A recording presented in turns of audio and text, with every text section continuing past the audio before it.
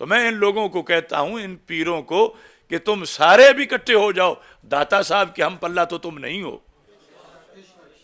تو یہ داتا صاحب کی کشف المحجوب، اس کے سارے نسخے، تہران کا دیکھ لو، ایران کے نسخے، یہ پاکستان کے، افغانستان کے نسخے، یہ ہر نسخے میں موجود ہے۔ عصمت شرط نبوت است، کہ معصوم ہونا یہ نبی ہونے کی شرط ہے، اور جسے معصوم مانا اسے نبی ماننا پڑے گا۔ اور یہ جو ہے وہ اندھا دھند مانے جا رہے ہیں میرے بارے میں یا اور کسی مفتی کے بارے میں، کہ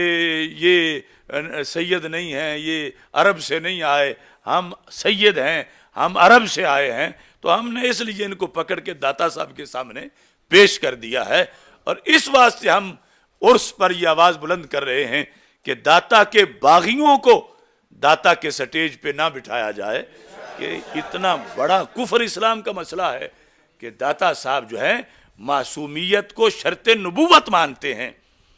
اور یہ غیر نبی کو بھی معصوم مانتے ہیں بہت سے۔ کشف المحجوب شریف کے اندر 242 صفحے پر داتا گنج بخش اجویری رحمت اللہ علیہ نے یہ ارشاد فرمایا۔ اب کتنے تو وہ پیر ہوں گے کہ جو شروع سے کہیں ہم یہ کالے لفظ مانتے ہی نہیں ہیں، یہ کتابوں کو چھوڑو، یہ ملاؤں کی بات کو چھوڑو، جنہیں وہ داتا داتا داتا کہہ کے ڈانس بھی کر لیتے ہیں، تو انہی کی کتاب جو تواتر سے ثابت ہے اس سے یہ پیش کر رہے ہیں، اور یہ محض عام کسی خشک مفتی کا فتویٰ نہیں، یہ ولیوں کے سربراہ کا فتویٰ ہے،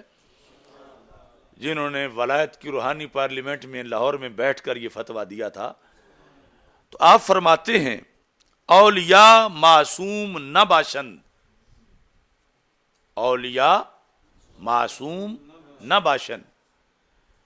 اب نبیوں سے علاوہ جو ہیں وہ اولیاء ہیں، جو جن میں شرطیں ولایت کی پائی گئی ہیں، اولیاء معصوم نہیں ہوتے۔ اور اس سے اگلا جملہ،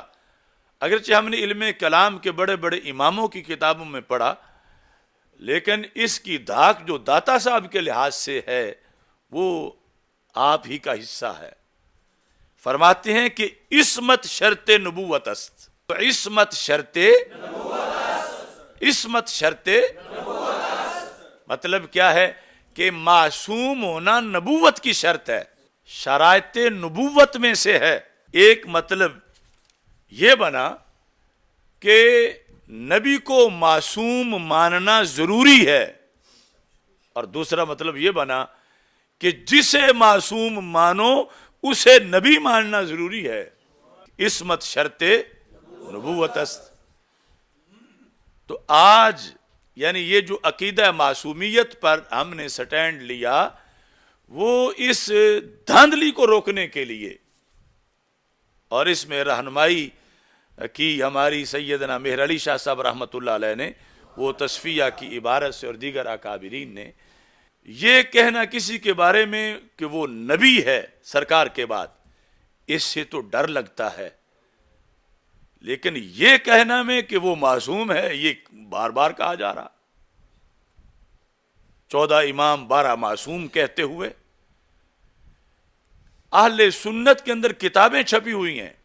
جب ہم رد کرتے ہیں تو کہتے ہیں کوئی نہیں کسی کو معصوم کہتا نبیوں کو سوا۔ یہ سائم چشتی کی کتاب دیکھ لیں، سیدہ فاطمہ الزہرا رضی اللہ تعالی عنہا کے بارے میں اتنی موٹی کتاب میرے پاس پڑھی ہے، کئی بار انہوں نے سیدہ فاطمہ رضی اللہ تعالی عنہا کے نام کے ساتھ معصومہ لکھا ہے۔ یہ ابھی کل کی بات ہے، جب ہمارے ساتھ ان کا اختلاف ہوا تو قصور جلسے کے اندر وہ تقریر کرنے والا سیدہ فاطمہ رضی اللہ تعالی عنہا کو معصومہ کہہ رہا تھا، اور یہ بڑے بڑے مناظر وہاں بیٹھ کے سن رہے تھے، اور کئی ایسے بدبخت شعراء جو ہیں جو ان کے بارے میں ضد سے کہتے کہ ہم معصومہ کہیں گے، وہ مخدومہ بھی ہیں معصومہ بھی ہیں۔ تو معصومہ کہنے سے سیدہ فاطمہ رضی اللہ تعالی عنہا کا دل جلتا ہے کہ میرے ابا جی کا منصب میرے لیے کیوں بیان کیا جا رہا ہے؟ وہ تو قیامت کو پتہ چلے گا کہ ان لوگوں کا حشر کیا ہوتا ہے۔ ہم ہیں سیدہ پاک کے نوکر اور ان کے مشن کے سپاہی، انہوں نے ساری عمر رسول پاک صلی اللہ علیہ وسلم کے بعد کسی کو معصوم یا معصومہ نہیں کہنے دیا، نہ بننے دیا، اور آج یہ ان کے نام کی آڑ میں دھاندلی کی جا رہی ہے۔ تو اس بنیاد پر سیدنا داتا گنج بخش اجمیری رحمت اللہ علیہ آپ کا یہ فرمان نشر کرو ہر جگہ ان بگڑے ہوئے پیروں کے مقابلے میں۔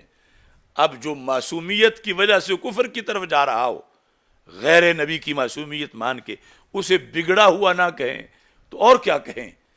تو ان سب کے اگرچہ وہ کسی بڑی گدی پہ بیٹھے ہوں یا کسی بڑے مسند پہ بیٹھے ہوں، لیکن دین دین ہے، شریعت شریعت ہے، عقیدہ عقیدہ ہے، اور پھر داتا صاحب ہیں۔ تو آپ یہ فرما رہے ہیں کہ عصمت شرط نبوت است، معصومیت نبوت کی شرط ہے۔